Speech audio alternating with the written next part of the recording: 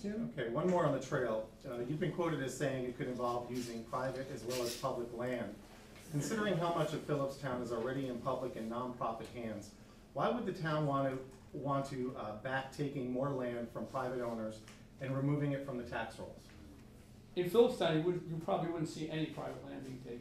Most of this along that corridor, that's DOT, Metro North, New York State Parks, all these things currently exist. So, you know, go to the tunnel's our border. You get outside there may be some cooperation needed from landowners.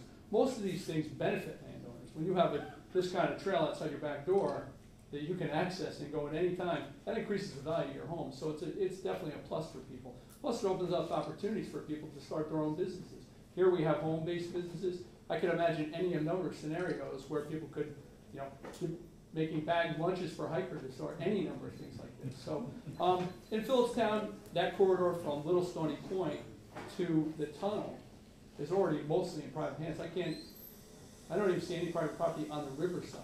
You see Metro North Corridor, DOT corridor, New York State property.